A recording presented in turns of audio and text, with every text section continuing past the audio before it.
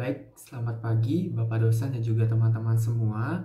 Jadi pada kesempatan kali ini saya akan menjelaskan mengenai salah satu laporan praktikum dari ekologi hewan, yaitu mengenai letal konsentrasi pada ikan kepala timah atau dalam bahasa ilmiahnya itu Aploserius pancax.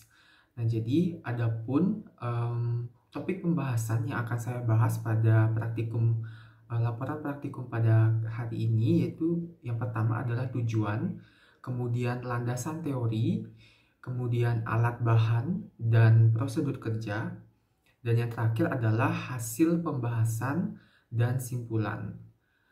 Baik, untuk topik pembahasan yang pertama yaitu mengenai tujuan praktikum dari letal konsentrasi pada ikan kepala timah.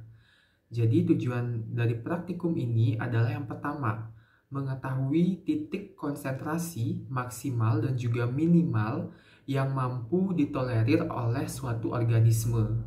Kemudian yang kedua adalah untuk dijadikan sebagai salah satu indikator persebaran populasi dari organisme tersebut.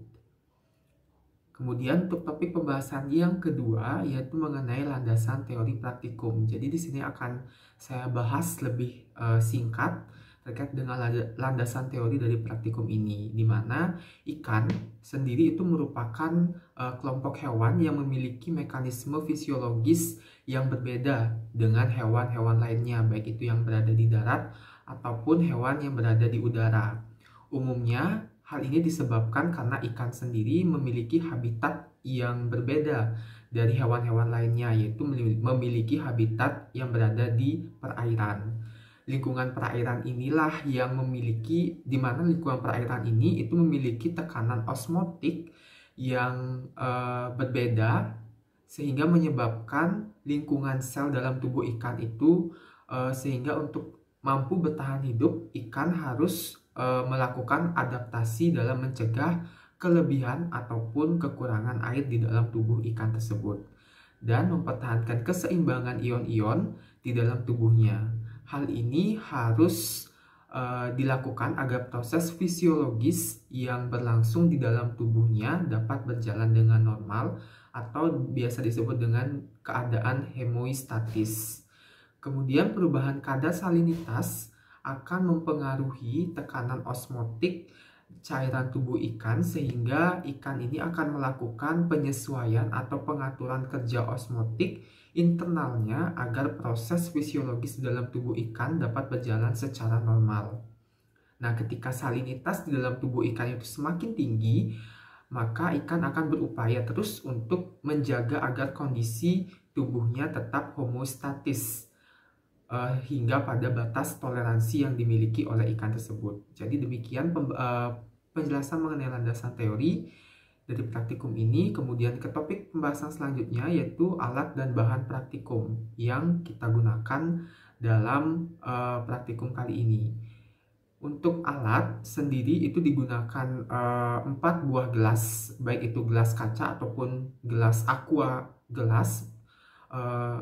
Gelas aqua gelas yang dimana memiliki volume itu berkisar antara 200 sampai 300 ml atau bisa juga digunakan dengan menggunakan gelas air mineral.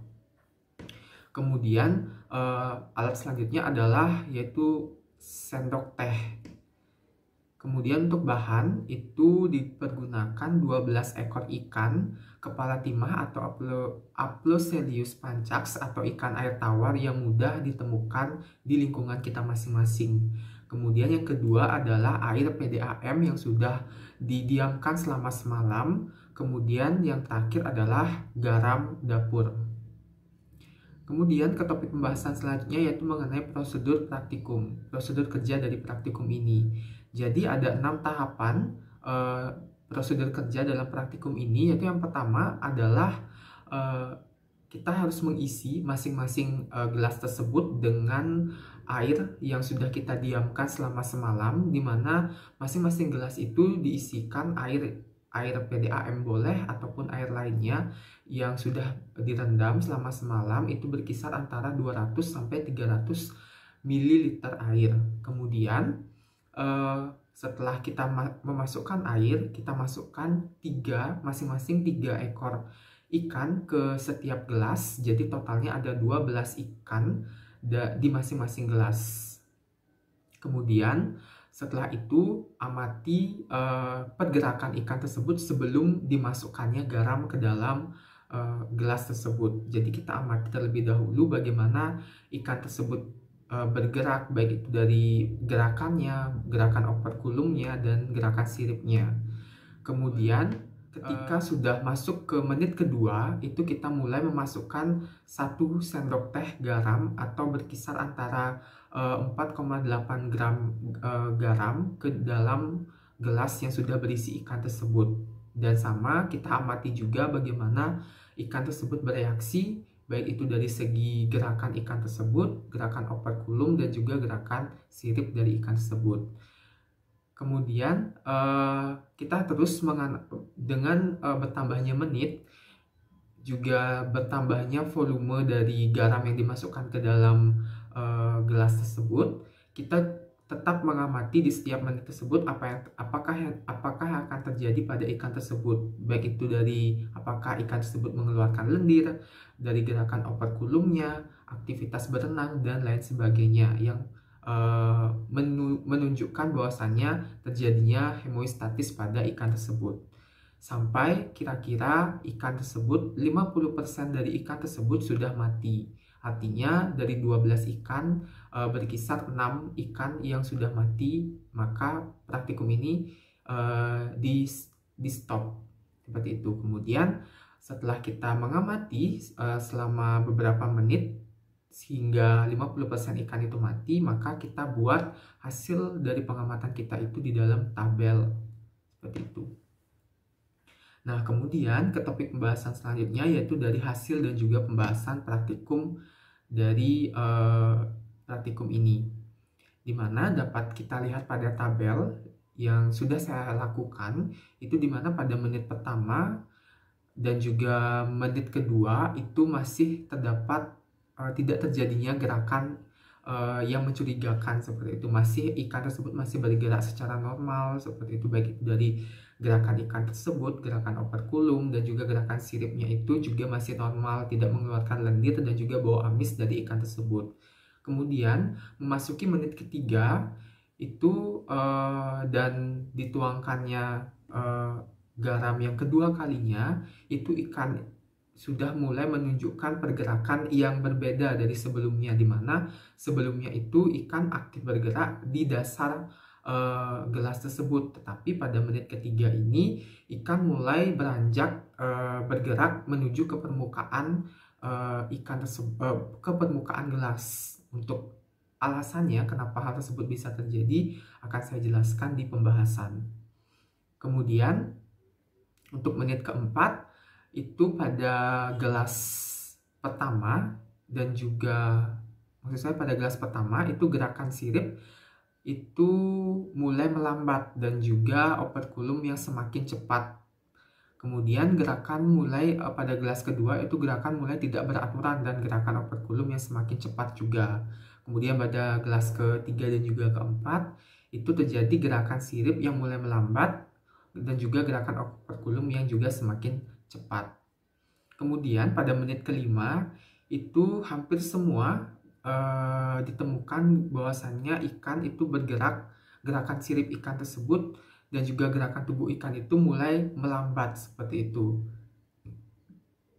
Kemudian untuk menit ke-6 itu ditemukan di hampir semua gelas itu gerakan sirip dan gerakan tubuh ikan mulai melambat, sisik dari ikan tersebut mulai mengeluarkan lendir seperti itu. Kemudian pada menit ke-7 itu pada gelas pertama itu ditemukan 2 ikan mulai diam atau tidak bergerak dan 1 ikan masih berusaha bergerak. Terdapat lendir juga pada sisik ikan tersebut. Untuk lendir ini masih ditemukan di setiap gelas yang berisi ikan. Kemudian pada gelas kedua dan juga keempat itu semua ikan terlihat diam dan tidak bergerak. Kemudian pada gelas ketiga itu gerakan sirip dan gerakan tubuh ikan mulai melambat. Nah, untuk pada menit ke-8 itu gerakan dari tubuh ikan pada gelas pertama dan juga keempat itu tidak beraturan dan masih terdapat lendir juga.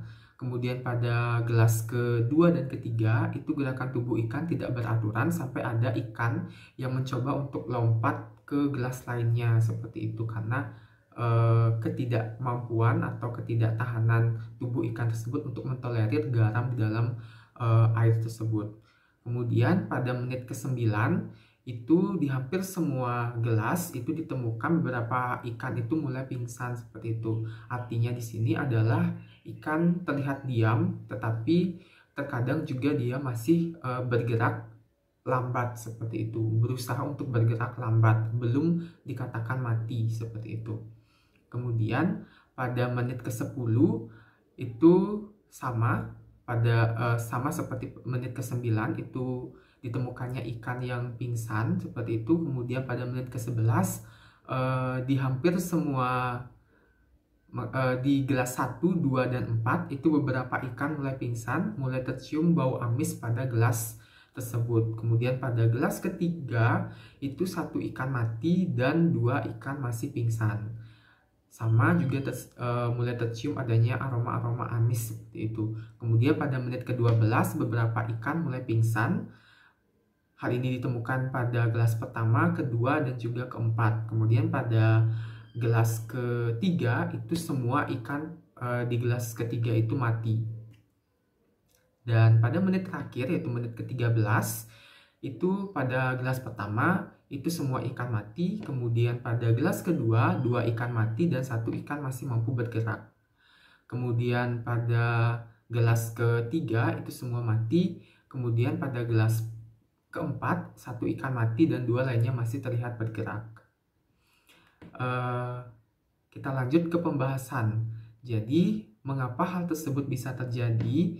Dari hasil yang saya paparkan tadi itu dapat kita bahas bahwasannya pada menit ketiga itu kenapa menunjukkan tanda bahwa ikan tersebut mengalami letal konsentrasi. Kenapa demikian? Karena akibat dari kandungan air di dalam gelas tersebut itu mengalami salinitas yang semakin tinggi sehingga ikan di keempat gelas tersebut mulai berenang ke permukaan. Hal tersebutlah yang menyebabkan kenapa ikan pada menit ketiga itu mulai berenang ke permukaan, sedangkan pada menit pertama dan kedua itu ikan tersebut masih bergerak aktif di dasar ataupun di permukaan seperti itu. Nah, kemudian kenapa hal ini? Karena terganggunya osmoregulasi dari media hidup dengan cairan tubuh atau internal dan eksternal dari ikan tersebut, sehingga pertukaran oksigen yang ada di dalam tubuh dan juga di luar tubuh dari ikan tersebut terganggu, sehingga dia ingin mencari tempat yang dimana osmoregulasi ini tidak dapat diganggu seperti itu, sehingga dia beranjak ke permukaan. Kemudian, hasil praktikum juga menunjukkan bahwa ikan kepala timah itu mampu melakukan adaptasi pada lingkungan yang bersalinitas tinggi pada menit kelima pada penuangan 1 sendok garam yang keempat kalinya. Hal ini diketahui dari aktivitas ikan tersebut, yaitu dari gerakan tubuh ikan, gerakan sirip, dan juga gerakan operkulum. Ikan memiliki aktivitas normal apabila bergerak aktif dan bebas, sedangkan ikan itu memiliki aktivitas lambat apabila tidak aktif bergerak dan lebih banyak diam. Seperti itu. Hal ini berkaitan dengan homeostatis. Kemudian pada menit keempat dan penuangan 1 sendok teh garam, itu untuk yang ketiga kalinya gerakan operkulum ikan itu mulai cepat. Hal ini karena semakin tinggi salinitas dari media atau air yang ditempati oleh ikan tersebut, maka semakin lambat aktivitas ikan dan laju respirasinya juga akan semakin cepat. Hal ini dikarenakan dalam salinitas yang tinggi, tingkat oksigen dalam air menjadi semakin rendah karena banyaknya ion terlarut yang ada di dalam air tersebut. Seperti itu, sehingga aktivitas oksigen atau pemasukan oksigen ke dalam darah dari ikan tersebut itu terganggu seperti itu. Nah, Demikian pembahasan dan juga demikian hasil dan juga pembahasan dari praktikum ini. Kemudian kita beranjak ke topik selanjutnya, yaitu simpulan dari praktikum ini. Nah, adapun simpulan yang dapat saya ambil dari hasil dan juga pembahasan tadi itu didapatkan simpulan, yaitu dapat letal konsentrasi pada ikan itu yaitu ikan kepala timah atau Aploselus pancax adalah letal konsentrasi yang mampu ditolerir ikan kepala timah minimal adalah pada menit pertama, yaitu dengan jumlah garam atau salinitas air 1 sendok teh atau berkisar antara 4,8 gram per 220 ml air PDAM atau 1 gelas aqua gelas atau aqua mineral. Dan di batas maksimum letal konsentrasi ikan kepala timah terhadap salinitas adalah pada menit kedua dengan jumlah garam atau salinitas air 3 sendok teh, yaitu 14,4 gram per 220 ml air PDAM. Kemudian salinitas berpengaruh pada sifat fisiologis dari ikan tersebut yang dibuktikan dengan perubahan aktivitas dari ikan dan peningkatan laju respirasi. Semakin tinggi salinitas dari media, maka semakin lambat aktivitas ikan tersebut dan laju respirasinya itu juga akan semakin cepat. Seperti itu. Hal ini kenapa pada semakin banyaknya penambahan garam pada media ikan tersebut, gerakan operkulum dari ikan tersebut itu semakin cepat. Seperti itu karena laju respirasi akibat dari adanya peningkatan salinitas menyebabkan laju respirasi laju respirasi itu tinggi dan menyebabkan operkulumnya itu semakin cepat untuk mengembang dan mengempis, seperti itu. Baik, demikian tadi presentasi dari saya mengenai praktikum, yaitu letal konsentrasi pada ikan kepala timah atau Aploselus pancax. Jadi apabila terdapat kesalahan baik yang disengaja maupun tidak saya sengaja, saya mohon maaf. Jadi presentasi saya tutup dengan mengucapkan selamat pagi.